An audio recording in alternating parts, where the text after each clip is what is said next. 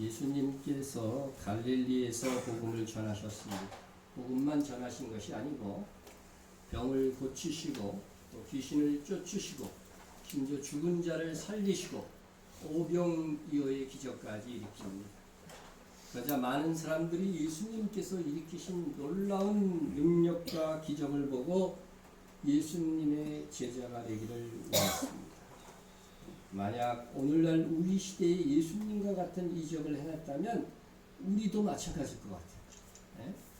본문은 예수님의 제자가 될 가능성이 있었던 세 사람, 그들과의 대화가 기록되어 있습니다. 우리는 그리스도의 제자가 되고자 하는 사람들입니다. 그러므로 이 세 사람에게 주님께서 요구하신 말씀들을 보면서 우리가 주님의 참 제자가 되기 위한 답을 얻기를 바랍니다. 주님의 제자들은 주님으로부터 어떤 약속을 받았냐면 12지파의 왕으로 탈 수 있는 권세를 천년 왕국 때 얻을 것을 약속받았습니다. 그러나 이들은 제자가 되지 못함으로 인해서 그 영광에서는 제외가 된 것입니다. 우리도 오늘 말씀을 통해서 왕으로 탈 수 있는 그리스도의 제자가 되기 위하여서 어떻게 살아야 되고 어떻게 행해야 될 것은 답을 얻을 수 있기를 바랍니다. 세 사람이 나오는데 첫 번째 사람을 통해서 우리가 배울 수 있는 것은 그리스도의 제자가 되고자 하는 자들은 고난의 기림을 각오해야 한다는 것입니다. 첫 번째 한 사람이 길 가시는 예수님을 찾아와서 말합니다. 어디로 가시든지 나는 따르리라.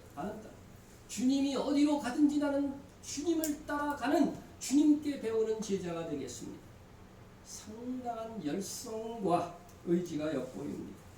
그래서 주님께서 참 기특하구나 격려하시고 칭찬하실 만도 한데 의외의 말씀을 하십니다. 여우도 굴이 있고 공중의 새도 집이 있으되 인자는 머리 둘 곳이 없도다. 예수님께서 왜 이런 말씀을 하셨는지 이렇게 말한 사람이 누구인지를 알면 조금 이해가 갑니다. 예수님의 제자가 되고자 했던 이 첫 번째 사람은 마태복음 8장 19절에 의하면 서기관이었습니다. 당시 서기관은 율법 학자로서 높은 학식과 부유한 재산과 권력을 모두 가진 최고의 상류층입니다. 그러나 아무것도 부족할 것이 없었던 이 서기관이 예수님께서 행하신 능력만은 가질 수가 없었어요. 그래서 예수님의 제자가 되어서 그도 그 영광을 누리고자 어디로 가든지 나는 따르겠나이다 하고 말한 것입니다. 예수님께서 나를 따르자면 때로는 잠자리가 없어서 길에서 유숙할 때도 있고 상당한 어려움 등을 각오해야 한다는 것입니다. 여러분 길에서 한번 자보신 적 있으세요? 없어요? 저는 한 번 있었는데 진짜 춥더라고요. 여름에 잤는데도 그게 밤에 너무너무 춥어요. 자, 때로는 여우나 공중의 새보다 못한 삶이 될 수 있다고 말한 것입니다. 이는 우리가 참으로 예수님을 닮아가고자 제자의 신앙생활을 하기 위해서는 희생과 헌신이 필요하다는 것을 미리 말씀해 주시는 것입니다. 여러분, 성도는 하나님의 은혜로 되지만 주님의 일을 할 수 있을 만큼의 제자는, 성도와 제자는 다릅니다. 제자는 주의 일을 이어서 할 사람들을 말하는 것입니다. 제자는 훈련을 통해서 만들어진다는 것입니다. 훈련 과정에서 고난을 각오하라는 겁니다. 각오하라는 거죠. 여러분, 교회에 나오면 하나님의 사랑과 은혜와 돌보심을 받습니다. 그러나 그것이 신앙의 전부라고 생각해서는 안 됩니다. 우리가 기도하는 것마다 하나님께서 다 응답해 주시는 것이 아닙니다. 여러분 기도가 다 응답했다면 어떻게 됐을 것 같아요? 네? 지금 엄청날 것 같은데. 네? 어떤 데는 절망에 처하고 낙심할 때도 있습니다. 욕을 먹을 때도 있습니다. 그래서 예수님은 제자가 되겠다고 온 이 사람에게 기꺼이 어려움을 감수하고서라도 나를 따를 것인가 그것을 물은 것입니다. 히브리서 11장 24절 26절을 보면은 믿음으로 모세는 장성하여 바로의 공주의 아들이라 칭함받기를 거절하고 도리어 하나님의 백성과 함께 고난받기를 잠시 지하게 낙을 누리는 것보다 더 좋아하고 그리스도를 위하여 받는 수모를 애국의 모든 보화보다 더 큰 재물로 여겼습니다. 여러분, 주 안에서 고난받는 것을 세상 즐거움을 누리는 것보다 더 좋아하십니까? 또 이렇게 조용한 적은 처음이에요. 네? 정말 그거 생각해봐요. 무엇은 더 좋아요? 주님을 위해 받지 않아도 될 능력을 받고 물질적 손해를 보는 것을 세상과 적당히 타협해서 얻는 이익보다 더 큰 재물로 여기고 있습니다. 오래전에 어느 성도가 저한테 와서 경제적인 어려움을 호소합니다. 그래서 잘 말씀으로 타이르고 주 안에서 극복해 나갈 방안을 말씀드렸습니다. 그런데 얼마 후에 부족한 재정을 채우기 위해 돈 벌기 위해서 밤에 호프집에 나간다는 이야기를 들었습니다. 너무 씁쓸했습니다. 그리스도를 위해서 버릴 것은 버려야 합니다. 욕심과 재물, 특히 불의한 재물과 죄악된 것을 포기하는 마음을 가져야 합니다. 모세가 포기한 것은 여러분 작은 것이 아닙니다. 당시 세계 최강대국의 공주의 아들입니다. 역사적 고증에 의하면 이 공주는 바로 애굽 왕의 외동딸이었고 공주에게는 아들이 없었습니다. 기가 막히지 않습니까? 그러면 잘하면 모세는요 애굽의 왕도 될 수 있었습니다. 고대나 현재나 권력을 차지하기 위해 물불을 가리지 않는 상황 속에서 그는 그 보호와 권력을 다 포기하는 것입니다. 모세가 그렇게 할 수 있었던 것은 그가 상 주심을 바라봄이라고 했습니다. 여러분, 성도가 되는 건 은혜가 되지만요 상을 얻는 것은요 반드시 희생과 헌신이 있어야 되는 거예요. 모세에게는 상을 얻고자 하는 마음이 있었기 때문에 이 모든 것, 애굽의 보화, 애굽의 권력이 얼마나 대단한 것입니까? 하늘의 상을 더 큰 재물로 여길 수 있는 믿음, 우리가 가져야 될 일입니다. 모세처럼 상주심을 바라봅시다. 우리도 상주심을 바라보면 죄악의 낙을 포기할 수 있습니다. 적당히 타협하고 세상에서 죄를 지으면은 즐겁게 살 수 있는 것들 많이 있죠, 우리. 이제 우리는 그런 게 즐거움조차 안 될 정도는 됐겠지만. 여러분, 우리도 상주심을 바라보면 세상 권력과 어떤 즐거운 부의 즐거움보다 그리스도를 위한 순환과 고난과 손해를 더 즐거워하게 됩니다. 여러분은 무엇을 포기하셨습니까? 여러분은 머리 둘 곳조차 없으셨던 예수님의 제자로 살고 계십니까? 그것을 각오하지 않고는 참 제자가 될 수 없어요. 참 중요한 것은 마음이에요. 자기 마음이 정말로 더 큰 재물인 하늘의 상주심을 바라볼 수 있는 마음이 굳게 자리 잡아야 돼요. 마음이 변하면 행동은 제가 보기에는 저절로 되더라. 나의 제자가 되고자 하는 자들은 먼저 자기를 부인하고 십자가를 지기 전에 먼저 자기를 부인해야 돼요. 나의 욕망을 부인해야 돼요. 나의 본성은 그렇지 않다는 거예요. 성경에 보면 자기를 부인하고 자기 십자가를 지고 따라야 한다고 말씀하고 있습니다. 적어도 제자가 되려고 하는 자는 그렇게 해야 된다는 것입니다. 그런데 오늘날 예수 믿는 사람들은 반대의 목적을 가지고 사는 사람들이 많습니다. 세상에서 부자가 되기 위해서 예수를 믿습니다. 건강하고 세상에서 출세하는 것이 가장 중요한 기도의 제목입니다. 여러분, 우리는 하나님의 자녀입니다. 우리가 주를 위해 먼저 버리지 않으면 얻는 것이 없습니다. 하늘에서 면류관을 쓴 자 중에 이 땅에서 가시관을 쓰지 않은 자는 하나도 없다는 말이 있습니다. 잘 되새겨보세요. 바꿔 말하면 이 땅에서 가시관을 쓴 사람, 이 땅에서 가시관을 쓴 사람은 하늘에서 무엇을 쓰게 된다고요? 면류관을 쓰게 됩니다. 때로는 예수님을 따르는 길이 고생일 수 있습니다. 고난을 당할 때도 있습니다.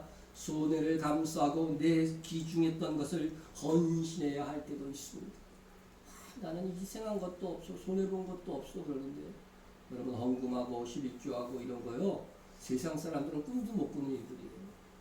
그것도 희생입니다. 너무 겸손하지 마세요. 그래서 주님은 나를 따르는 길이 많은 사람들이 따르지 않는 좁은 문, 좁은 길이라고 말씀해 주고 있습니다. 좁은 문, 좁은 길. 네? 그러나 고생과 고난이 끝나고 나면 영광과 승리자의 멸관이 우리를 기다리고 있습니다. 네? 한국에서만도 사람들이 대박의 부푼 꿈을 안고 한 해에 쏟아붓는 그 복권에 쏟아붓는 중에 얼마인가 제가 검색해 보니까 4조 원가야. 4조. 하루 평균 100억이 넘는 그 복권을 지금 사고 있어요, 우리나라 사람. 네? 특히 언제 많이 사요? 새해가. 새해가. 새해가. 복권. 혹시 사신 분 있으세요? 벌 좀 주려고. 복권방의 주요 고객은 30대에서 주로 50대. 그 사이인데 매달 수만 원에서 수십만 원어치씩 복권을 사는 사람들이 있답니다. 당첨 확률은 800만 분의 1에 지나지 않는 것을 기대하며 삽니다. 벼락 맞을 확률보다 더 없는. 그래도 어쩔 수 없는 것이 세상 사람들은 모든 분야에서 대박 행운을 바라봅니다. 그러나 여러분, 우리에게 더 큰 대박, 더 큰 희망이 있지 않습니다. 우리에게 주어진 일, 우리에게 맡겨진 일에 열심과 충성을 다할 때 그것은 정말 영원토록 대박입니다. 여러분, 저축 중에 가장 이득이 많은 저축이 뭐예요?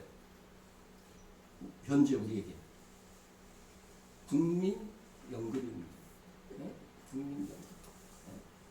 그런데요, 우리가 매일매일 하나님 앞에 충성하고 말씀대로 순종한 그것은요, 정말로 그것과는 도저히 비교도 되지 않는 영생 플러스 영원한 하늘의 상급이 되는 것입니다. 우리에겐 대박이 확실한 주님의 제자, 곧 주님의 일꾼이 되는 길이 열려져 있습니다. 이걸 사실 매일 되새겨, 매일 되새겨요.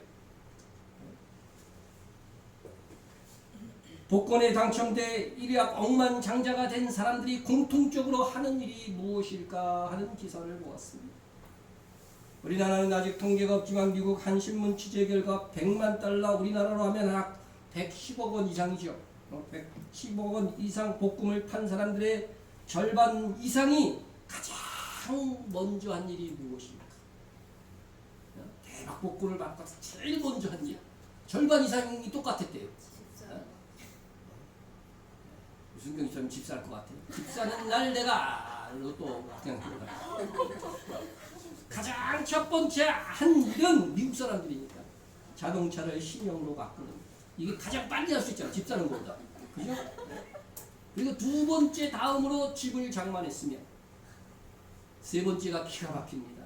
새 배우자를 선택했습니다. 우리나라에서는 안 그럴 것 같은데 하여튼 미국은. 더욱이 놀랄 일은 함께 잘 살던 부인과 갈등이 빚어져 복권 당첨금보다 더 많은 위자료를 주면서까지 이혼한 경우가 있었다고 하니 정말 기가 막혀. 돈 때문에 싸움이 벌어졌는데 하도 질려가지고서 이거 복권 당첨금보다 더 많은 돈 가져가. 그러고서 이혼했다.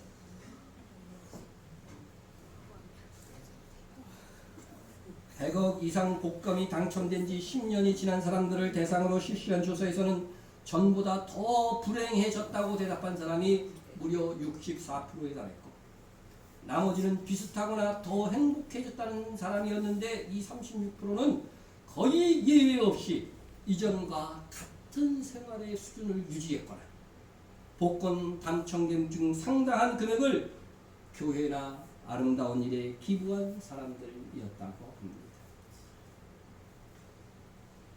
여기서도 보듯이 복권에 당첨되었든 당첨되지 않았던 간에 자기에게 주어진 것을 자기를 위해 쓰지 않고 남을 위해 자기의 것을 포기한 사람만이 행복을 누리게 된다고 하는 진리를 경험하게 됩니다. 주님의 참 제자가 되려 한다면, 주를 위해 일하는 제자가 되고자 한다면 내 소중한 것을 포기할 줄도 알아야 하고 기꺼이 고난도 각오해야 됩니다.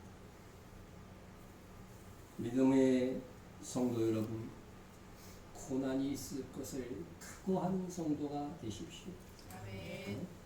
사랑하는 자들아, 베드로 사도가 사랑하는 자들아 그랬으니까요, 진짜겠죠. 사랑하는 자들에게 이렇게 말, 너희를 연단하려고 오는 불시험을 이상한 일 당하는 것 같이 이상히 여기지 말고, 오히려 너희가 그리스도의 고난에 참여하는 것으로 어떻게 하라? 즐거워. 근데 대부분 지겨워하더라. 고통 너무 즐거워하세요. 이러한 불시험이 있는 이유가 뭐냐? 이는, 그죠? 이는. 네? 이렇게 불시험이 있는 이유가 뭐냐 하는 것들을 성경이 분명히 밝혀주고 있고, 제가 수도 없이 강조한 겁니다. 그의 영광을 나타내실 때 언제입니까? 주님 다시 오실 때. 그의 영광을 나타낼 때 너희로 즐거워하고 기뻐하게 하려 합니다. 이런 시험과 고난과 역경 잘 견디고 이기면요, 주님 다시 오실 때 뭐 받는다는 거예요? 상 받는 거라고 하는 거죠. 그 상 받기를 바라보면서 이겨내라고 하는 겁니다. 그런데 입으로 다 까먹지 마. 지겨워 하면서.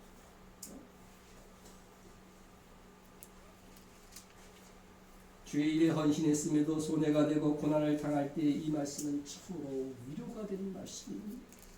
이어지는 한 구절을 더 보면 이렇습니다. 너희가 그리스도의 이름으로 치욕을 어떤 자라고요? 복 있는 자라. 복 있는 자. 영광의 영 곧 하나님의 영이 너희 위에 계십니다. 여러분, 예수 이름 때문에 손해보고 예수 이름 때문에 욕까지 받으면은요, 와, 복 있는 자래. 복 있는 자는 이거 있잖아요, 그죠? 복 받고 싶습니까? 모든 사람에게 칭찬을 받으면은 안 된다고 성경에 돼 있어요. 그럴 수가 없다는 거죠. 성령 충만한 사람들이 뭐 받는다? 그리스도의 이름 때문에 치욕을 받았어요. 여러분, 이런 복이 여러분에게 있기를 축원합니다. 여러분, 어떻게 지금 아멘 하는데 무지무지한 지금 이야기를 한 겁니다. 예수 이름 때문에 치욕을 당하라고, 욕을 얻어먹으라고 제가 기원한 것입니다. 여러분, 복 좋아하시니까 진짜 복 받았어요. 진짜. 자, 두 번째, 우리 첫 번째 사람은 뭐예요? 삶에서 배울 수 있는 고난 각오해야 된다는 거예요. 주님이 제자 되려고 한다면, 제자는 훈련으로 되기 때문에. 두 번째 사람에게서는 하나님의 일에 우선을 두는 자가 제자가 되십니다. 두 번째 사람에게 예수님께서는 예수님이 먼저 나를 따르라고 그랬어요. 그러니까 예수님이 먼저 말씀하셨다고 하는 것은 그래도 제자 될 만한 자였다. 그렇게 생각이 됩니다. 그런데 그는 예수님께 나로 먼저 가서 내 아버지를 장사하게 허락하옵소서 하면서 예수님의 허락을 구했습니다. 당시 유대교에서는 10계명 중에 제5계명인 내 부모를 공경하라고 하는 말씀에 근거해서 죽은 자에 대한 예우를 갖춘 장례식은 가정적, 종교적, 사회적 영역에서 매우 중요한 의무 가운데 하나였습니다. 그것은 오늘날 우리에게도 마찬가지입니다. 장례의 의무는 율법을 공부하는 일, 성전 예배, 유월절, 제사, 할례 시행 등보다도 우선권을 가졌습니다. 성경에서 보통 죽은 시체를 구약시대에는 부정한 것이라고 해서 제사장들은 못 만지게 했는데 그들의 친척이 죽은 경우에 한해서는 그 시체를 만지는 것을 허락할 정도였습니다. 그럼에도 예수님은 인정사정 없이 아버지 장례를 치르지 말고 뭐라고 말씀하셨어요? 죽은 자들로 자기의 죽은 자들을 장사하게 하고 너는 가서 하나님의 나라를 전파하라. 이 말씀을 액면 그대로 받으면 예수님 참 너무하신다는 생각 들지 않습니까? 여러분 이 부분을 읽을 때 조금 걸림이 되지 않으셨습니까? 네? 주님의 제자들로 다 되는 일은 얼마든지 아버지 장사 지내고도 될 수 있는 일입니다. 저는 신앙생활하는 일, 전도하는 일이 가장 중요한 신자의 가치라고 생각합니다. 그럼에도 시급한 일과 가장 중요한 일은 다른 거죠. 지금 복음을 전해야 될 사람이 있는지 그가 3일 동안 굶은 사람이야. 근데 밥도 주기도 전에 예수 믿으세요. 그러면 그 사람한테 귀에 들어갈까요? 일단 시급한 일은 뭐예요? 먹을 거 좀 준 다음에 정신이 좀 돌아온 다음에 그 다음에 복음을 전해야 되는 거죠. 지금 저는 주님이 살아계셔서 저보고 이스라엘로 가서 복음을 전하라고 했는데 딱 떠나려고 하는 그날 저희 아버지가 돌아가셨다니 가정입니다. 네? 저는 솔직히 아버지 장사하고 갈 것입니다. 그래도 제 신앙생활에 신앙 양심에 부끄러움이 없습니다. 그런데 주님이 부모 장례식 참여하지 말고 즉시 가라고 하신다면 무조건 순종하진 않을 것 같습니다. 왜냐하면 그렇게 되면 하나님의 이름, 그리스도의 복음의 윤리성이 손상될 수 있지 않습니까? 하면서 조금 하나님께 따져 물었을 것 같아요. 그래서 주의 이름을 위하여 아버지의 장례식을 하고 나설 것을 주께 구할 것입니다. 그럼에도 주님은 이 두 번째 사람에게 죽은 자들로 자기의 죽은 자를 장사하고 너는 가서 하나님의 나라를 전파라고 하셨습니다. 아유 장례식 그거 며칠 된다고. 네? 복음 전한 일은 그 어떤 일보다 우선이라고 하는 것입니다. 사실 저 역시도 솔직히 이 말씀을 처음 설교하기 전까지 예수님이 이런 냉정한 이 태도에 대해서 좀 너무하다는 생각을 가졌습니다. 그러나 이해는 안 되었지만 예수님께서 하신 말씀인데 내가 감히 그저 네? 어떻게 할 수는 없고 옳은 것이라고 하는 무조건적인 믿음을 가졌을 뿐입니다. 그래서 이것을 본문을 정하고 처음 설교할 때는 해답을 달라고 막 기도했어요. 나는 도저히 이 예수님 이 태도가 이해가 안 됩니다. 2005년도에 그렇게 기도한 적이 있었어요. 주석을 모아도 명확한 답을 얻을 수 없었지만 답은 얻어졌습니다. 제가 주석을 썼으면 좋았을 뻔했다. 캠멜 몰간이라는 유명한 설교자가 캠멜 몰간을 마틴 로이드 존스의 그 전문 사역자입니다.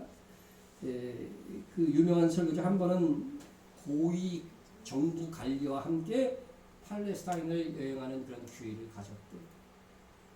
근데 그 여행의 안내원이 아랍 족장이었는데 어느 정도 여행을 하다가 사람들이 별로 다니지 않는 길로 그렇게 여행을 하고 싶다고 요청을 했더니 이 가이드를 하던 아랍 족장이 계속해서 그 안내를 맞아줄 것을 그 기대했는데 그래서 부탁을 했는데 그때 그는 자기 집 천막 앞에 있었는데 그의 아버지가 그의 집 앞에 딱 서 있더래요.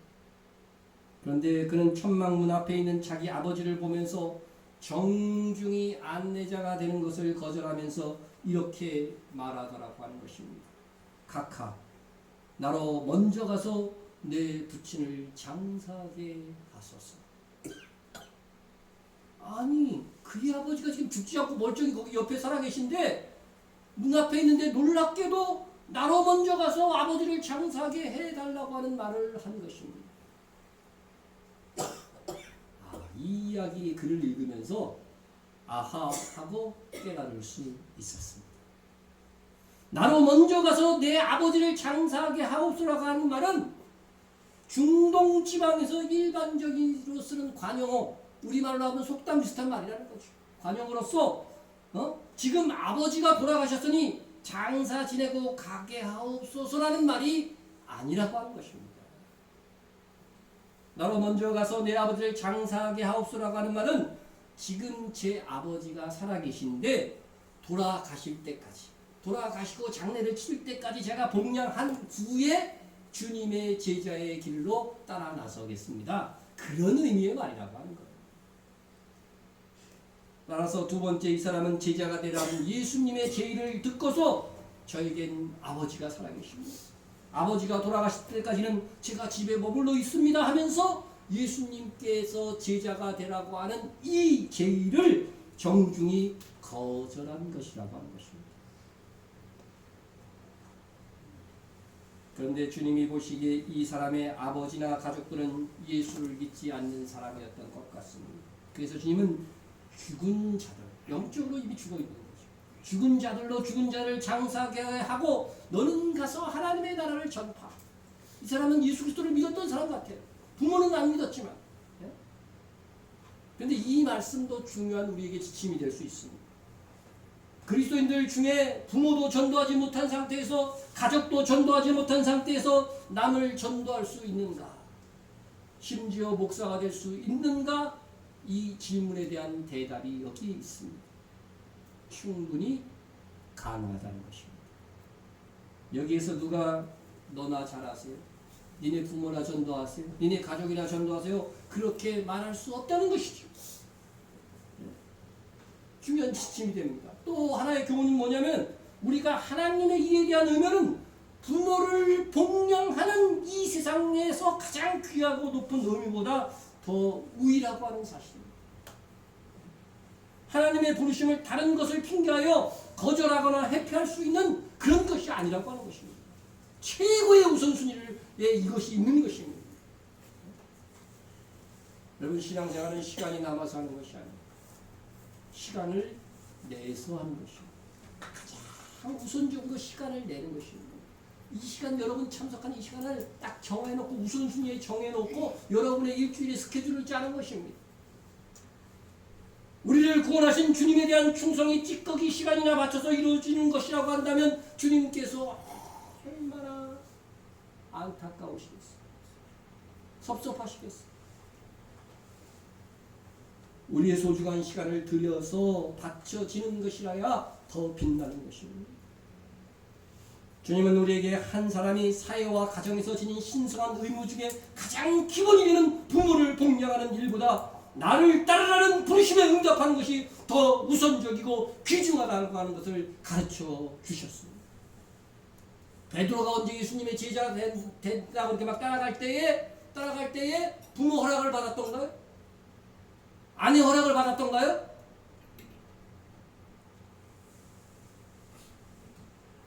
여러분, 가장 중요한 일은 주님이 우리에게 주신 사명이라는 것입니다. 주님도 사명 때문에 목숨을 버리실 것입니다. 우리가 신앙생활할 때 이 원칙을 버린다면 육신의 아버지 때문에 우리의 육과 영의 아버지인 하나님께 불충하는 결과를 낳게 될 것입니다. 우리 가정이나 사회의 일과 하나님을 겸하여 섬길 수 없는 상황이 분명히 우리에겐 있습니다. 그때 어떤 것을 먼저 선택할 것인가? 하나님의 일을 먼저 선택해야 합니다. 그럴 때 하나님께서 하나님의 일을 우선한 그 사람을 버리지 않고 더 큰 은혜를 베풀어 주십니다. 열왕기상 17장에 나오는 사르밧 가부는 기근을 당했어요. 그 기근이 3년 반이었어요. 마지막 때도 3년 반 있을 거라고 성경에 요한계시록에 나와 있어요. 이 3년 만의 기간을 당했는데 마지막 남은 밀가루와 기름으로 이제 자기와 자기 아들이 이제 이 떡빵을 만들어서 이제 마지막 최후의 뭐예요? 어떻게 그게 최후의 만찬이에요? 만찬은 좀 풍성해. 최후의 만찬이 아니고 최후의 음식입니다. 조촐한 최후의 음식. 네? 그런데 당시 선지자인 엘리야라는 사람이 또 그 앞에 나타나서 하는 말이 뭐예요? 그거 나 좀 줄래? 그랬어요. 그거 나 좀 줄래? 나를 위해서 좀 내 배를 좀 채워달라겠다. 선지자도 양심이 있으면 사라고 가부의 사정을 다 알죠. 사정을 알고서는 그럼 그만둬라. 내가 네 사정을 보니까 차마 믿고 못 달라고 하겠다. 아마 제가 여러분에게 그랬다면 난리 났을 것입니다. 목사라는 양반이 인정사정 없다. 그러나 엘리야는 하나님으로부터 무슨 계시를 받았어요? 이 사르밧 가부에게 가서 네가 공개를 받을 것이라고 하는 계시를 받았으니까 그렇게 한 것이니까 여러분 엘리야 너무 흉보지 마십시오. 어쨌든 그때까지만은 하나님이 몰인정하신 둔같이 보였습니다. 그럼에도 사르밧 가부는 이해가 가지 않았지만 자기보다도 또 자기가 가장 사랑하는 아들을 위하기보다도 주의 종을 선대하였습니다. 주의 종을 선대한 것은 하나님을 선대한 것입니다. 이 사르밧 가부는 자기보다 하나님의 일에 우선한 결과로 어떻게 되었습니까? 가뭄이 끝날 때까지 통에 밀가루와 기름이 떨어지지 않는 복을 받았습니다. 이와 같이 먼저 우리가 하나님 앞에 헌신할 때에 하나님께서도 우리를 복주시고 은총을 베풀어 주시는 것입니다. 근데 이게 먼저 못하는 거예요. 대부분 사람 이렇게 먼저 하지 못해요. 먼저 헌신하기를 주저합니다. 먼저 하나님이 날 축복하시면 그 다음에 헌신하겠다고 합니다. 내 생활 다 안정되고 나면 그때 교회 갈게요. 나 그거 수도 없이 들었어요. 교회 나오긴 나와도 열심히 일하는 거는 좀 내가 정신 좀 차리고, 정신 덜 차렸기 때문에 신앙생활 하라는 건 어떻게 하나님 없이 정신을 차릴 수 있다는 거예요. 주님이 내 생활 안정시켜 주시면 그때 신앙생활 열심히 하겠다고 충성하겠다고 합니다. 네? 그러나 예수님께서는 마태복음 6장 33절에서 너희는 먼저입니다. 먼저 뭐부터라고요? 그의 나라와 그의 의를 구하라. 그리하면 이 모든 것을 너희에게 더하시라고 한 것 읽어보면요, 먹고 마시고 그런 것들이에요. 네? 일상생활에 필요한 것들. 먼저 그의 나라와 그의 의를 구할 수 있는 자들이 진정한 제자의 길을 가는 것입니다. 네? 먼저 하나님의 일을 하는 것이 바로 믿음 위에 상받을 일입니다. 이 세상 어떤 일보다 인간에게 주어진 가장 근본된 의무보다 더 중요한 것이 하나님의 일입니다. 예수님은 마태복음 16장 23절에서 베드로에게 이 말씀하셨죠. 사탄아 내 뒤로 물러가라. 너는 나를 넘어지게 하는 자로다. 이유가 무엇입니까? 내가 하나님의 일을 생각지 않아 도리어 사람의 일을 생각하는 것. 베드로가 예수님을 아끼는 마음을 주님이 어찌 모르겠습니까? 주님이 죽으신다고 하니까 절대 안 됩니다. 이 베드로의 마음, 객관적으로 보면 착한 마음이잖아요. 주님의 이 마음은, 이 베드로의 착한 마음을 왜 모르겠습니까? 그러나 하나님의 일보다 인간적인 사랑이 우선되었을 때 이를 사탄의 일이라고 말한 것입니다. 우리는 하나님의 일을 먼저 생각하여 하나님 앞에 충성하고 영광을 돌려야 하겠습니다. 먼저 해야 할 일을 먼저 하고 나중에 해야 할 것을 나중에 해야 되는데 순서를 바꿔서 하는 사람이 얼마나 많습니까? 마음과 물질과 일의 우선순위가 중요합니다. 가장 중요한 것이요, 마음으로 내가 가장 먼저 우선하고 있는 것이 도대체 뭔가 한번 생각해 보세요. 아침에 일어나면 하나님 생각나십니까? 하나님 감사합니다. 그렇게 시작해 보세요. 처음에는 의지적으로 시작해야 됩니다. 그러나 나중에는 습관이 됩니다. 저는 그 정도는 됐습니다. 일어나면 하나님 감사합니다. 할렐루야. 하나님을 찬양하면서 일어납니다. 내 마음에 가장 먼저 기억되는 것이 하나님이었고, 하나님이 나를 어떻게 평가하실까가 내 삶에, 내 살아가는 데의 기준이 되어야 됩니다. 말씀이 오늘 우리에게 가장 시급하고 중요한 일을 가르쳐 주기 때문에 말씀을 또한 그 기억하면서 그 기준에 의해서 우선순위를 정해야 됩니다. 성공하는 사람들의 7가지 습관이라고 하는 그 책에서 보면요, 중요한 것부터 시작하라 하는 항목이 있습니다. 학생이 숙제하고 노는 학생은 공부를 잘하는데, 놀고 나서 숙제한다는 학생 중에 공부 잘하는 애 봤어요? 공부 잘하는 학생과 못하는 학생의 차이는 어디서 나느냐? IQ가 아니라 무엇에 우선순위를 두고 있느냐에 의해서 결정이 됩니다. 일은 하지 않고 쉴 것만 먼저 생각하는 사람은 성공하지 못합니다. 먼저 일하고 쉬는 사람이 성공합니다. 제 사계명에서도 보세요. 엿새 동안은 뭐 하라고요? 힘써 내 모든 일을 행할 것이다. 일곱째 날은 내 하나님 여호와의 안식인즉 아무 일도 하지. 뭐가 먼저입니까? 나는 아무 일도 하지 말라는 이 말씀에 순종해서 이것부터 시작해. 그럼 어떻게 되겠습니까? 엿새 동안 힘써 일하는 것이 먼저라고 하는 것입니다. 세상에 무슨 일이 중요한가 선택에 있어서도 마찬가지. 세상의 일보다 하나님의 일을 우선하는 사람이 되어야 됩니다. 말씀이 우선적으로 여기는 것이 무엇인지 알고 실천해야 됩니다. 응답을 받으려면 응답받을 만한 열정적인 기도가 있어야 됩니다. 알아서 주세요. 아닙니다. 하나님은 먼저 간구하는 심령을 주셔요. 네? 나를 사랑하는 자들이 나의 사랑을 입으며 나를 간절히 찾는 자가 나를 만날 것입니다. 먼저 하나님을 사랑해야 하나님의 사랑을 입습니다. 먼저 하나님을 간절히 찾아야 하나님을 만납니다. 여러분 성경을 잘 보세요. 성경에 약속된 복 속에는 조건이 붙어 있다고 하는 것을 깨닫게 될 것입니다. 그럼에도 상당수 성도들은 복만을 너무 사모한 나머지 복의 말씀만 붙들고 주시옵소서 기도합니다. 그러나 우리의 구원은 하나님께서 조건 없이 주신 은혜로 주신 것이지만 우리의 상급은 조건이 붙어있는 복이라는 것을 기억해야 돼요. 복음은요 은혜입니다. 그러나 상급은 뭐예요? 약속이잖아요. 약속. 그 약속은 뭐예요? 우리의 삶과 헌신과 희생과 십자가를 통해서 쟁취해야 되는 것입니다. 그래서 세례 요한 이후로부터 천국은 침노당한다고 말씀하신 것이에요. 보세요. 내 영혼이 잘된 같이 내가 범사이잖아. 이 말씀 되게 좋아하는데 뭐 때문에 좋아요? 내가 범사에 잘. 이 말씀 때문에 좋아요. 그러나 내 영혼이 잘 되지 않은 상태에서 내가 범사에 잘 되는 건 복이 아닙니다.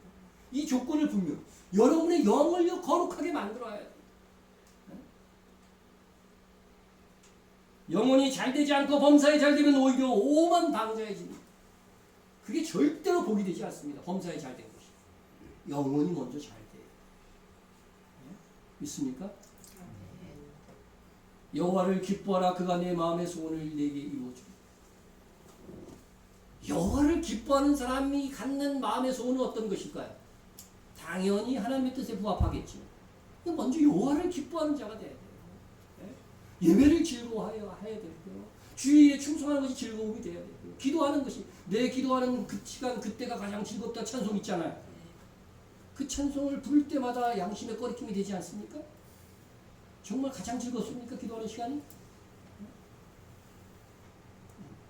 여러분 여호와를 기뻐해요. 내 아버지와 어머니를 공경하라. 이것이 약속 있는 첫 계명입니다. 이로써 내가 잘되고 땅에서 장수하리라. 그리고 내 아버지와 어머니를 공경하라고 하는 약속 있는 첫 계명, 첫째 계명이라고 하는 것은요 순서상 첫째를 말하는 게 아니에요. 뭐요?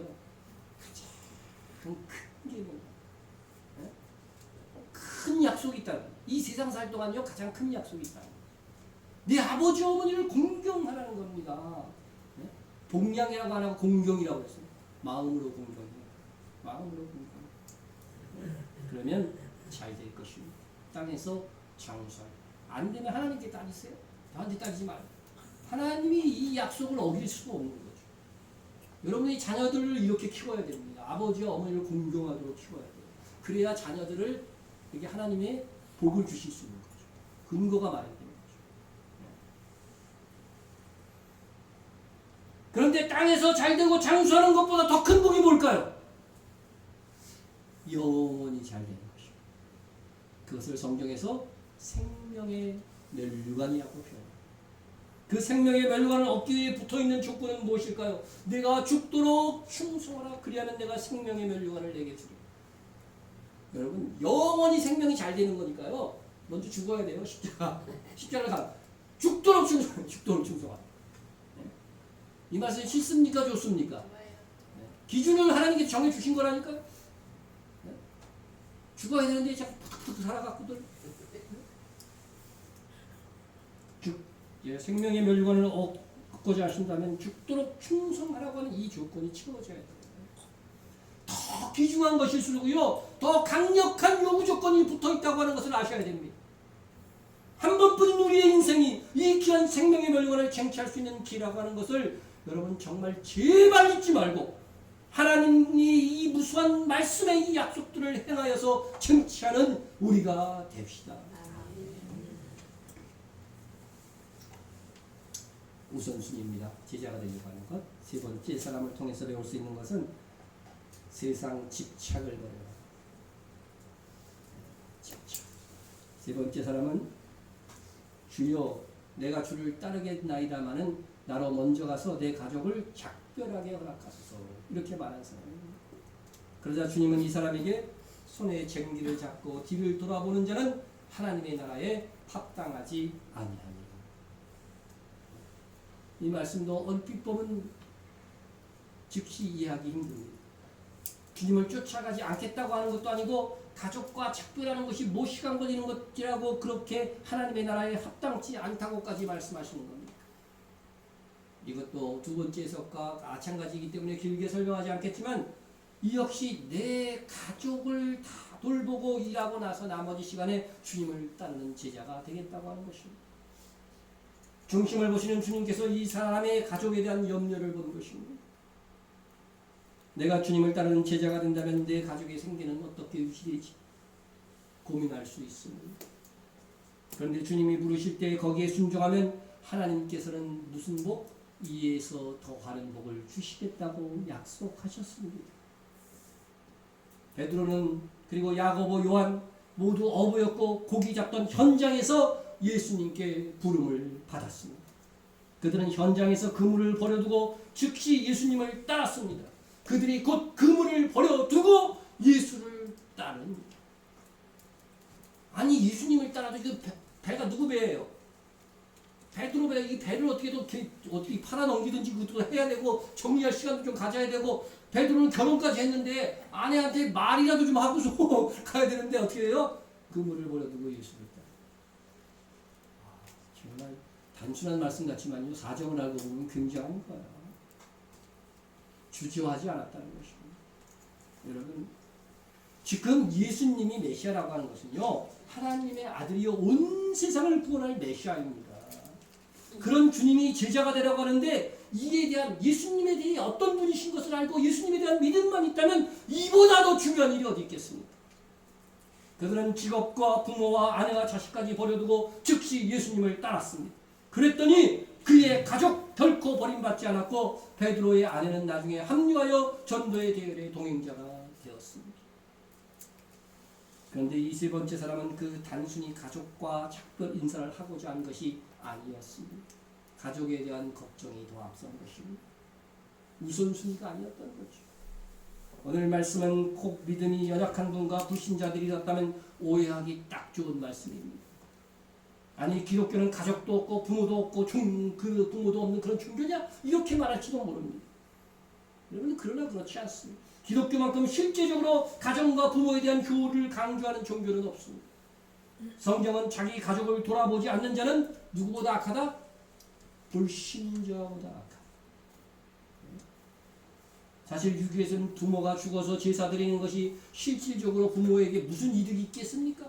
부모가 와서 그거 먹어요 제사밥? 먹지도 않는 걸 말이죠. 그러나 기독교는 죽어서가 아닌 살아서 실제적인 효도를 가르치고 있습니다. 그럼에도 오늘 말씀은 그 어떤 일보다 하나님과 하나님의 일을 중요시하고 우선하는 신앙을 가지라고 하는 것입니다.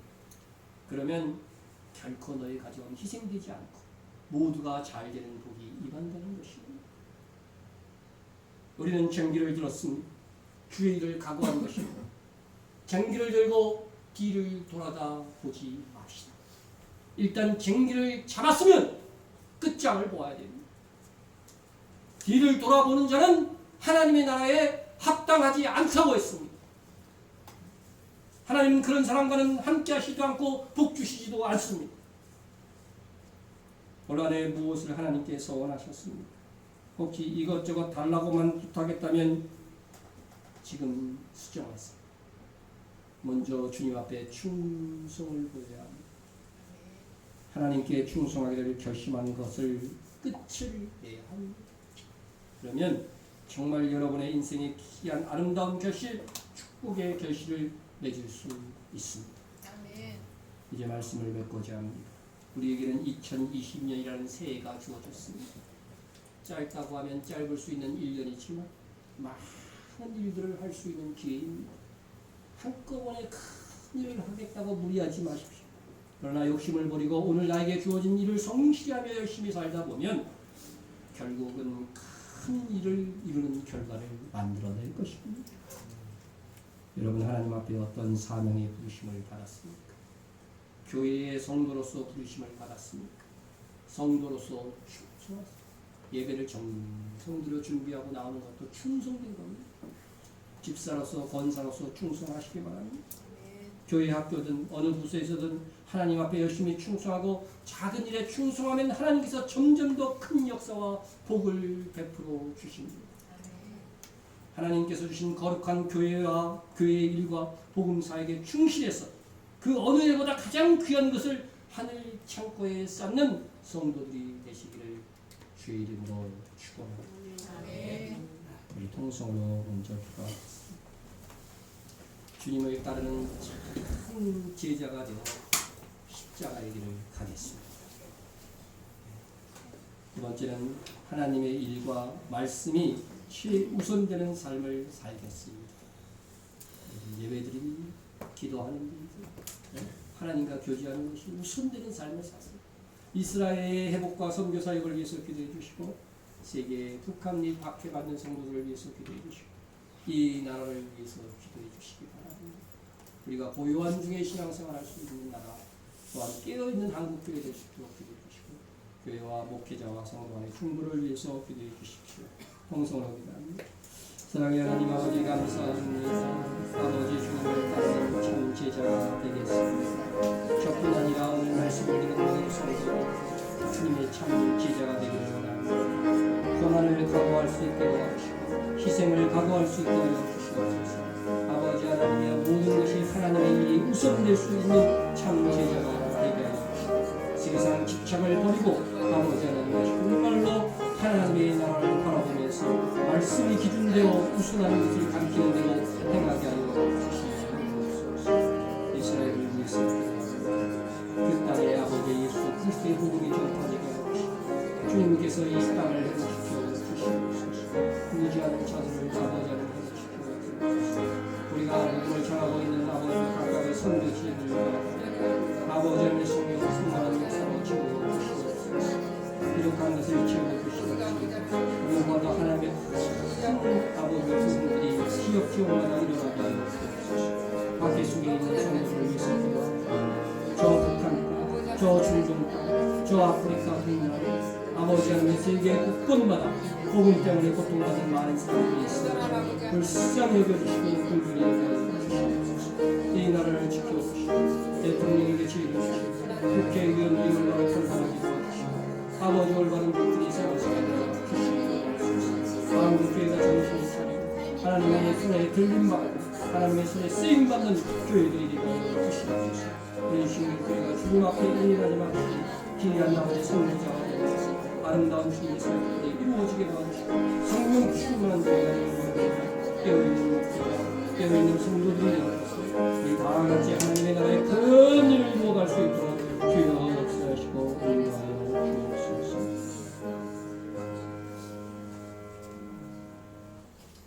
2020년을 시작하게 하신 하나님, 진실로 주님을 따르는 제자의 길을 가게 하옵소서.